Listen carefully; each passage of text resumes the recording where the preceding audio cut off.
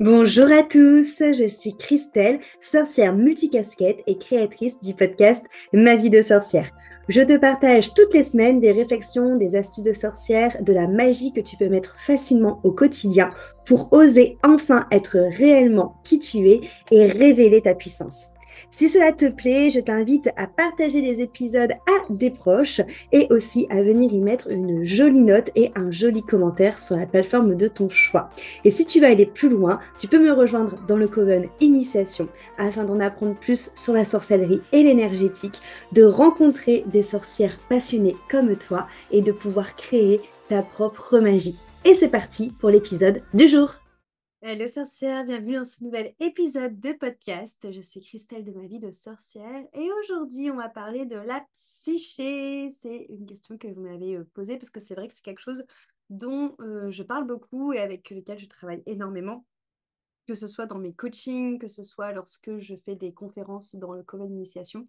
La psyché pour moi, ça mélange à la fois l'énergétique, à la fois aussi tout ce qui va être un peu psycho, et ça permet vraiment de pouvoir comprendre ce qui se joue en nous, les différentes parties de nous qui interagissent entre elles, donc d'apprendre à mieux se connaître, d'apprendre à s'observer, et surtout d'apprendre à s'aimer et comprendre qu'il n'y a pas une partie de notre psyché qui est plus gentille qu'une autre et qu'au final, elles ont toutes un rôle. Ce qui est important aussi, c'est de comprendre que chaque partie de notre psyché ont chacune des émotions, peut-être des blessures, peut-être des croyances limitantes, qui fait que ça peut des fois nous amener dans des schémas répétitifs. Donc l'idée, c'est de cerner tout ça pour pouvoir, encore une fois, rentrer en contact avec ces parties-là de nous, les rassurer, leur apporter de l'amour là où il faut, parfois les calmer, les canaliser ou les remettre à leur place pour celles qui parfois prennent du galon et font un petit peu, sont contre-productives. Bref, en tout cas, moi, c'est quelque chose que j'aime beaucoup travailler avec vous, que ce soit en coaching ou aussi lorsque je vous apporte mon point de vue. Et du coup, j'avais envie de vous donner un peu quelques clés par rapport à ça. Encore une fois, ce que je vous partage là, c'est moi, mon expérience, c'est ma manière de travailler à moi. Peut-être que ça ne parlera pas à tout le monde. Mais en tout cas, moi, c'est quelque chose avec lequel je travaille et qui a fait ses preuves. Et je trouve ça, en tout cas pour moi, vachement euh, accessible de personnifier, on va dire, les différentes parties de notre tête qui parlent pour pouvoir trouver des solutions, pour pouvoir apaiser ce qui a besoin d'être apaisé, cultiver ce qui nous fait du bien et transformer ce qui nous met plus dans le mal-être. Donc déjà, on va parler des deux protagonistes de notre psyché qui, grâce à notre société, ont beaucoup de pouvoir et sont beaucoup mis en avant et donc du coup sont un peu sortis de leur rôle et qui sont souvent des protagonistes qui nous embêtent généralement, du moins au tout début quand on n'a pas appris à les apprivoiser. Ce sont deux grands copains qui se tiennent la main. J'ai nommé le mental et l'ego. Le mental et l'ego sont les deux parties de notre psyché, deux protagonistes qui sont tournés vers l'extérieur. C'est-à-dire que le mental et l'ego vont toujours agir ou te donner l'envie d'agir ou se poser des questions en fonction de ce que l'extérieur va penser de toi. Ils ne sont pas du tout dans une démarche de qu'est-ce qui va se passer pour ton bien-être ou qu'est-ce que toi tu penses. Donc, le mental, lui, c'est un peu le rigide de la bande quand même, hein. C'est celui, tu vois, qui est aux archives, qui travaille voilà, à classifier tout ce que tu as vécu, qui fait des jolis dossiers dans ce que tu as pu vivre, dans ce que tu as pu ressentir, dans ce que tu as appris. C'est lui aussi qui va répertorier les croyances que tu as entendues, les croyances qu'on t'a gentiment données, l'éducation, la bienséance, ce qui se fait, ce qui se fait pas, comment rentrer dans des cases pour être aimé. Voilà, le mental, c'est lui qui va gérer tous ces petits dossiers-là. Alors, moi, j'ai vraiment cette manière de fonctionner où, pour moi, il y a toutes les parties de notre psyché qui servent. C'est-à-dire que tu n'entendras jamais de ma bouche te dire qu'il faut enlever le mental ou qu'il faut enlever l'ego. Loin de là, pour moi, ce sont des parties de notre psyché qui sont méga importantes. Il faut juste leur redonner leur rôle. Dans le sens où, généralement, ce qui se passe, c'est que notre mental, il est dans un monde où en effet il est sur sollicité parce qu'on est dans une société qui est très cartésienne, où il faut être dans le faire, où il faut réfléchir, où il faut intellectualiser tout. Donc le mental est très présent et justement voilà, il réfléchit tout le temps. Ce qui est vachement important, d'accord? Le mental, il a son rôle dans le sens où c'est lui justement qui te permet de te rappeler de choses, qui te permet de pouvoir utiliser un mot et un autre pour faire une phrase, qui te permet de pouvoir réfléchir, de faire des liens entre différentes pensées. Il est vachement important. C'est aussi lui qui va te rappeler des souvenirs ou des choses comme ça. Mais le mental, généralement, alors c'est pas du tout pour t'embêter parce que lui, il fait ça dans une démarche, on va dire, de venir te protéger, il va être tout le temps focus sur les archives. C'est-à-dire que le mental, il va être tout le temps le nez dans ses dossiers à se faire des films de Spielberg par rapport à des choses que tu as entendues ou que tu as vécues ou que un tel a vécu ou que tu as lu aux infos. Tu vois, en fait, il fait même des archives avec des dossiers qui ne sont pas forcément reliés à ton vécu. Hein. Il se sert aussi de tout ce qu'il a entendu, ingurgité et vu, même si ça ne te regardait pas.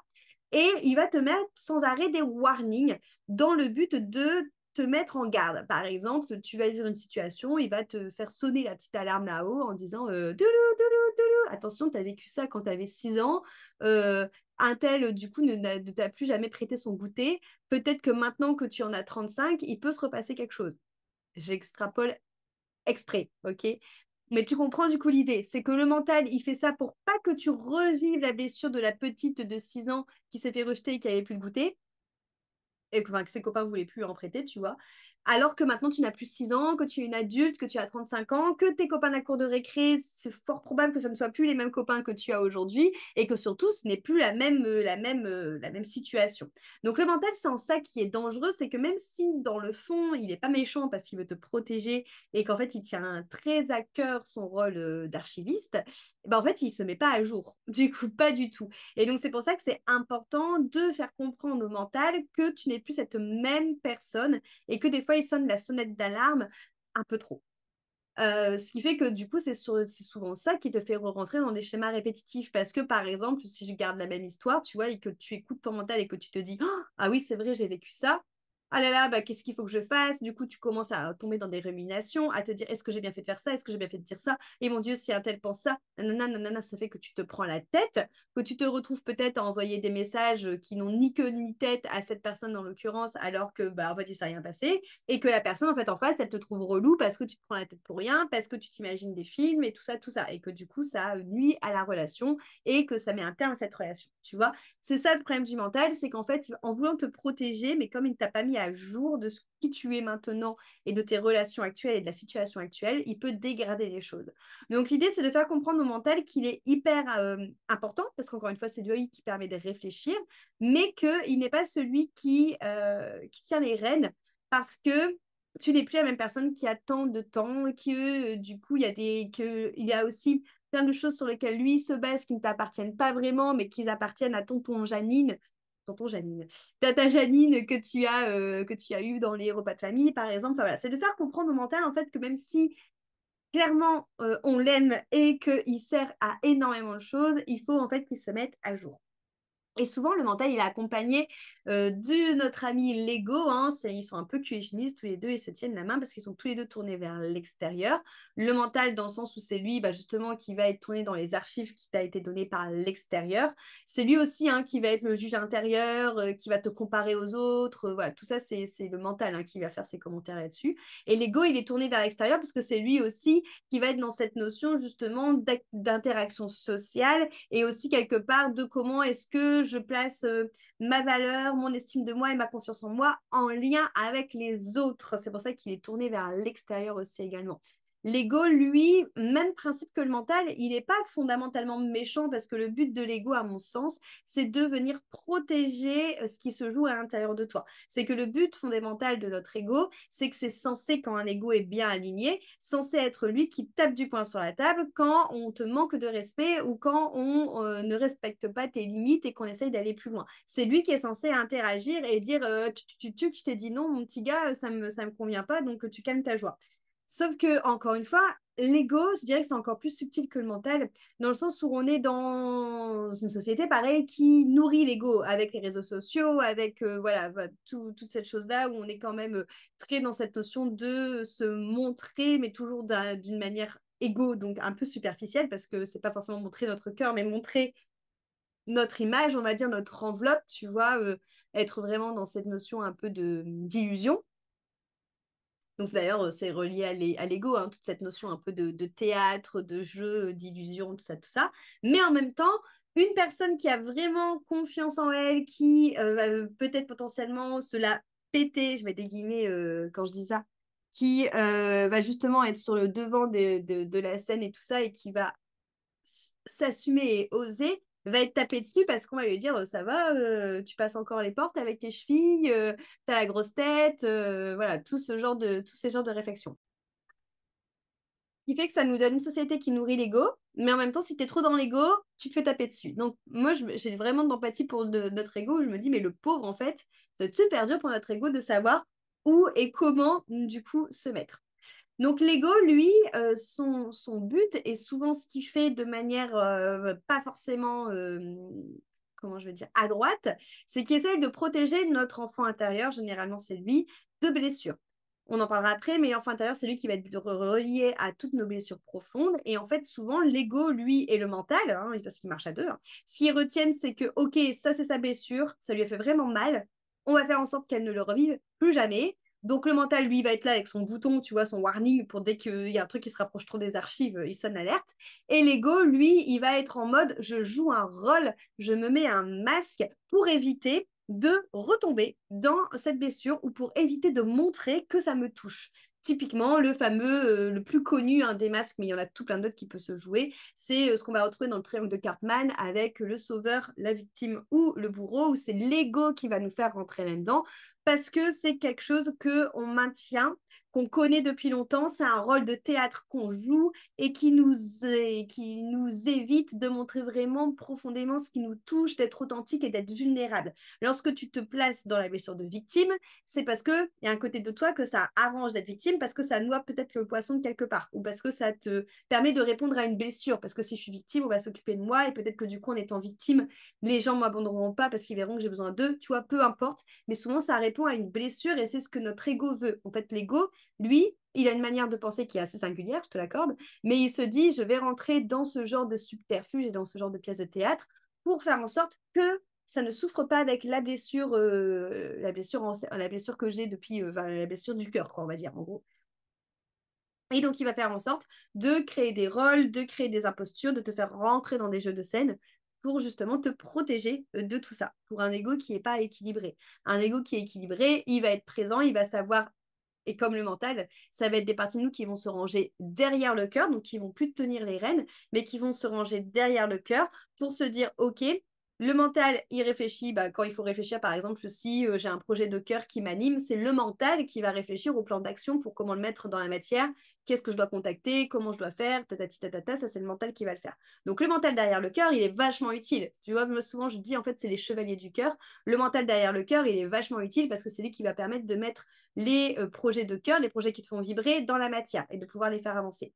L'ego, en termes de chevalier de cœur, quand il se range derrière le cœur aussi, il est vachement indispensable aussi parce que c'est lui encore une fois qui va te permettre de oser rayonner, donc d'être vraiment cette notion de OK, je connais ma valeur et pas la valeur en fonction des autres, mais la valeur de moi, de mon cœur, parce que je me connais suffisamment, je sais ce que je vaux et je n'ai pas peur de le montrer, je ne m'excuse pas d'exister, j'ose et j'assume montrer qui je suis sous toutes mes facettes et je suis fière de ça. Et l'ego, c'est celui qui va dire OK Coco, t'arrêtes de me manquer de respect, sinon je vais te ruer dans les bronches, tu vois. Voilà, ils savent vraiment ça. C'est pour ça que c'est deux parts de nous qui sont hyper importantes. Ensuite, on va retrouver toute notre petite famille intérieure, donc notamment le masculin et le féminin. Le masculin peut être sacré ou massacré, le féminin peut être sacré ou massacré. L'énergie masculine va être liée à l'action, le fait d'être aussi dans l'éloquence, le fait aussi de pouvoir être dans cette notion de oser.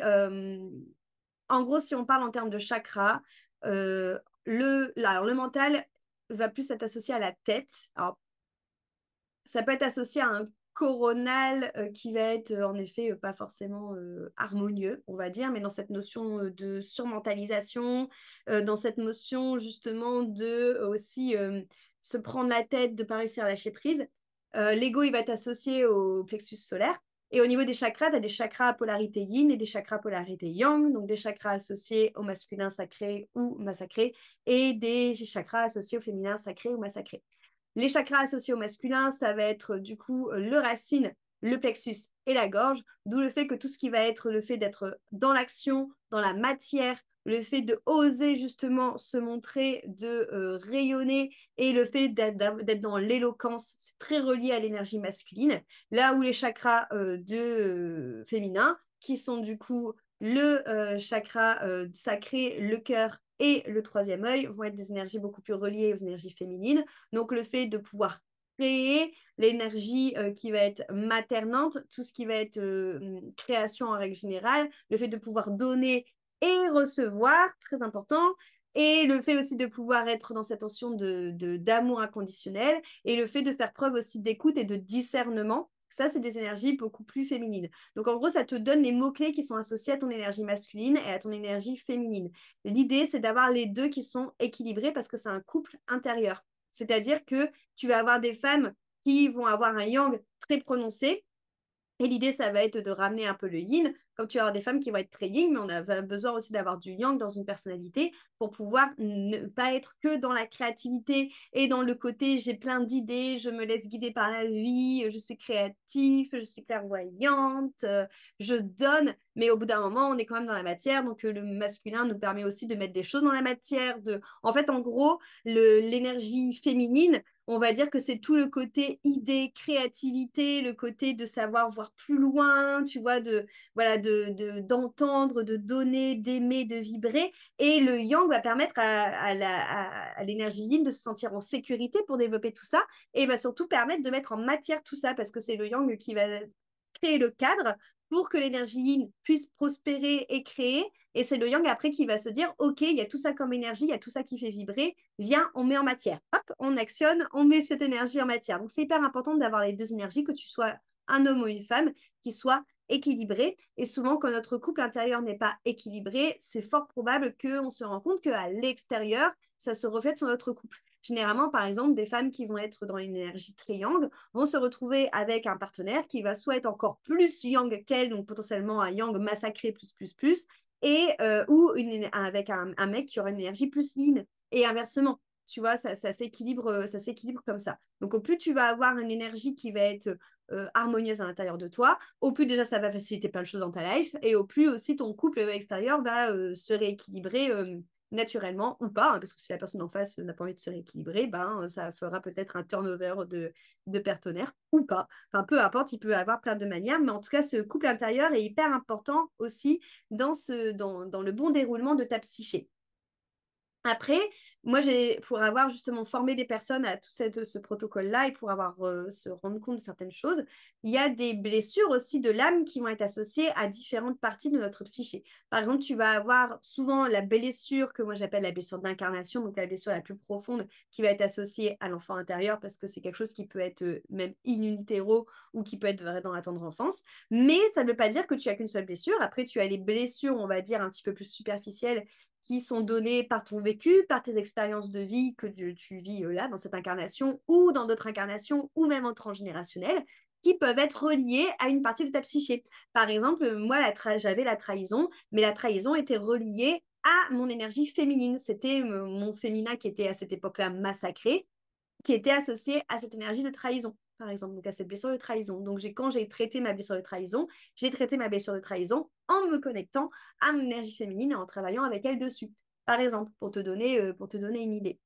Donc voilà un petit peu pour ce côté-là en termes d'énergie. Donc l'énergie féminine massacrée, on va être dans tout ce qui va être jalousie, dans tout ce qui va être le fait d'être coupé totalement de son intuition, de sa créativité, aussi pourquoi pas tout ce qui va être de sa maternité, tout ce qui va être aussi le fait d'être dans la jalousie, d'être un peu dans l'hystérie aussi, toutes ces choses-là, ou même les femmes qui vont être un peu des harpies qui vont être dans cette notion de l'énergie destructeur féminine, dans la manipulation, hein, toutes ces choses-là. On va être dans le féminin massacré. Le féminin sacré, bah, au contraire, on va être dans la douceur, on va être dans le don et recevoir, et pour soi à chaque fois, hein, pas que pour les autres, surtout pour soi. Dans cette notion de savoir de discernement, d'être dans la sagesse, d'être dans l'écoute, d'être dans la créativité, de savoir respecter ses limites, ça c'est féminin, hein. C'est le chakra sacré qui est relié justement aux limites. Donc c'est lui qui à l'intérieur te donne la boussole comme quoi ça va pas, donc ça c'est féminin. Or, c'est l'ego, du coup, qui est associé au plexus, qui lui va taper, qui va verbaliser le fait que non, non, non, ça, c'est pas OK. OK. Pour le masculin massacré, on est sur des énergies totalement coupées des émotions. Donc, on est vraiment dans du faire, faire, faire, et je ne veux pas ressentir et je ne veux pas être. On est vraiment dans cette notion très macho, hein, il ne faut pas écouter ses émotions. Il y a quelque chose qui ne va pas, direct, je me bastonne, ou j'insulte, ou je tape du poing sur la table. Je ne suis pas du tout dans l'écoute, que ce soit des autres ou de moi. Voilà, ça, c'est très énergie masculine massacrée. L'énergie masculine sacrée, on est dans cette notion de cadre et d'autorité, mais qui va être posée, qui va être ancrée, quelque chose de très sécurisant, quelque chose de savoir exprimer justement ses émotions, exprimer ce qu'il pense et ce qu'il veut faire en verbalisant les choses. C'est un très bon orateur, hein, l'énergie masculine sacrée, le fait d'être dans l'action, d'être dans la matière. Donc voilà, en gros, c'est toute cette partie-là. Et ce petit couple intérieur, au milieu, on va avoir l'enfant intérieur, justement, qui, pour moi, à mon sens, est relié justement, comme je t'ai dit tout à l'heure, à notre blessure d'incarnation. Donc, blessure d'incarnation, tu choisis de t'incarner avec, hein, donc c'est quelque chose que tu vas expérimenter à différents niveaux de ta vie et de ce que tu mets aussi en lumière.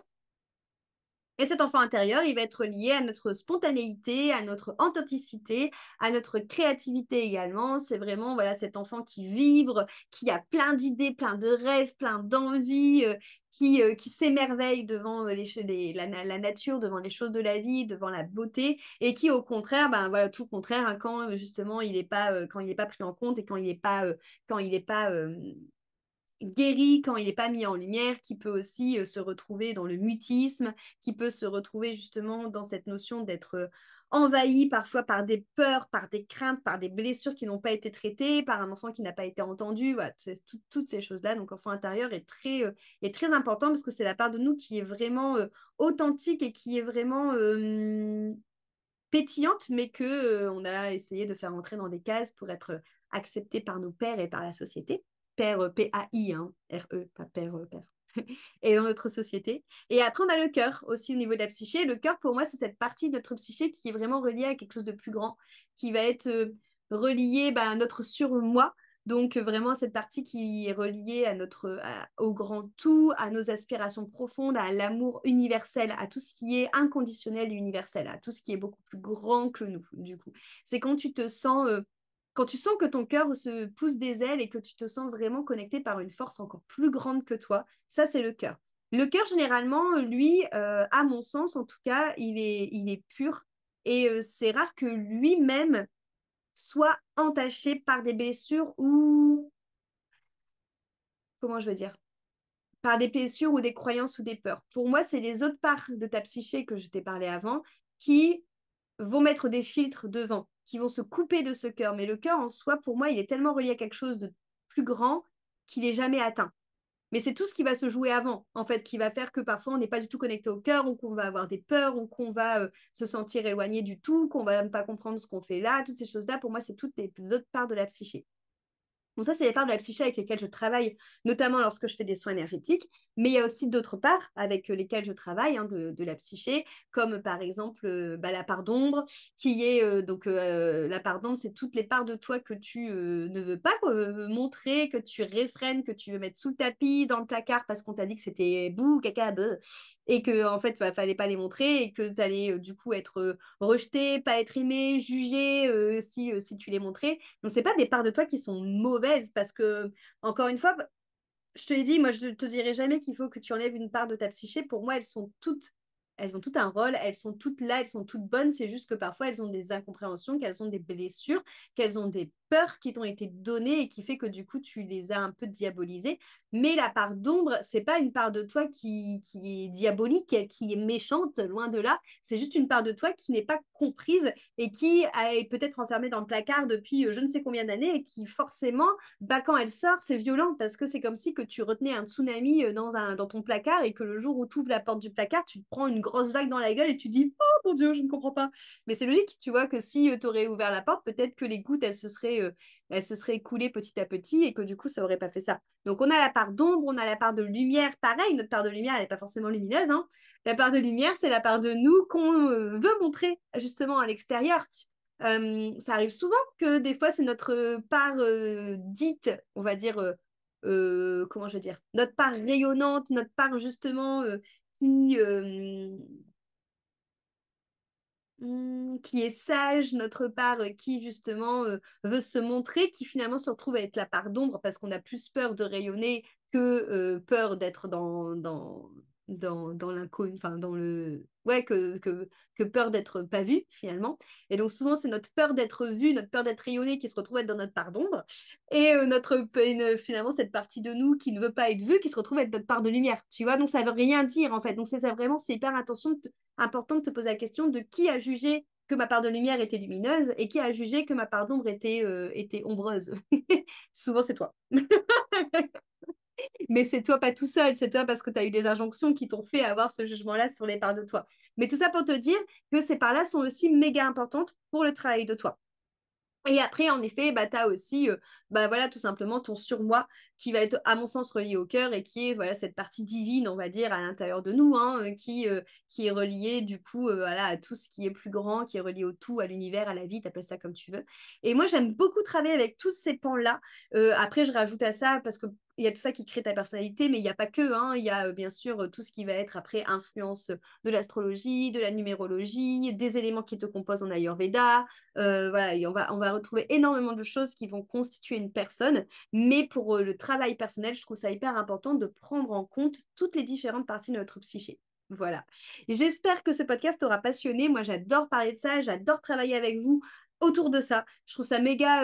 En fait, je trouve vraiment que ça a vraiment une très grande puissance thérapeutique de pouvoir prendre conscience de toutes ces parts-là qui se jouent à l'intérieur de nous. Et moi, je dis souvent aux personnes, hein, à chaque fois, on me dit toujours, t'es pas toute seule dans ta tête. Mais oui, je ne suis pas toute seule dans ma tête parce qu'en vrai, il y a toutes ces parties-là que je viens de te dire dans ma tête. Et encore, si je voudrais, je pourrais, si je veux, je peux aussi diviser mon masculin et faire une partie masculine massacrée, une partie masculine sacrée, une partie féminine sacrée, une partie féminine massacrée, une partie enfant intérieur et une partie enfant intérieur blessé. Donc en vrai, je peux même doubler, tu vois, le nombre. Donc non, on n'est pas tout seul dans nos têtes et c'est bien de s'en rendre compte parce que justement, au plus tu te rends compte que tu n'es pas tout seul dans ta tête, au moins tu es fou parce que tu peux parler à ces parts-là de toi, parce que tu peux justement comprendre ces parts-là de toi, tu peux justement les analyser, les mettre en lumière, juste les permettre de pouvoir les consoler, de pouvoir transcender leurs blessures. Que si tu penses vraiment que tu es là à l'intérieur de toi tout seul, ça veut dire que tu portes la responsabilité de toutes ces parts-là sur tes petites épaules et qu'en fait, c'est surtout que tu as beaucoup plus de mal à mettre en lumière et à comprendre ce qui se joue à l'intérieur de toi.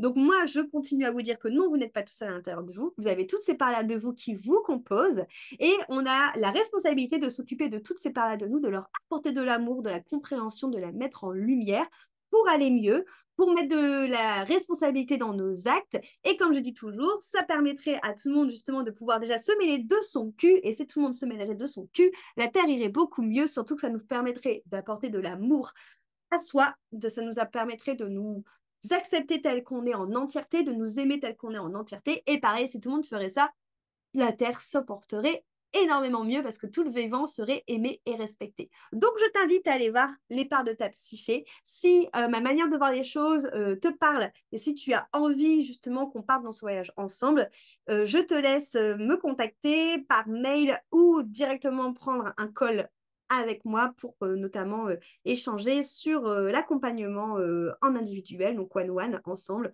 L'accompagnement individuel qui s'appelle Élévation. Élévation, c'est un accompagnement sur 6 rendez-vous qui nous permet d'aller voir une problématique, un trauma, un frein, quelque chose qui t'embête, que tu as envie de transformer, aussi apprendre à mieux te connaître. Petite spécialité dans ma manière de travailler avec toutes les personnes qui vont être sujettes au trauma, notamment autour des viols et des violences. Et l'idée, c'est de venir travailler avec toutes les parties de notre psyché, de venir les apaiser, les mettre en lumière, de leur apporter de l'amour, apporter de la compréhension sur tes manières de fonctionner et de pouvoir le faire ça grâce à plein d'outils différents pour vraiment te permettre de pouvoir tirer la pelote de laine qui s'est formée, comprendre d'où vient la graine qui a formé cette pelote de laine et pouvoir mettre tout ça en lumière. Merci beaucoup pour ton écoute et à très vite pour un prochain épisode. Merci beaucoup d'être arrivé au bout de cet épisode. S'il t'a plu, tu peux le partager à des personnes pour qui tu penses qu'il sera utile. Tu peux aussi venir mettre une jolie note et un joli commentaire sur la plateforme d'écoute que tu utilises. Tu peux également me retrouver sur mon site internet mavidesorcière.fr ou alors sur Instagram où je suis particulièrement active sur Christelle Célis, ma vie de sorcière. Merci beaucoup pour ton écoute et à la semaine prochaine pour un nouvel épisode.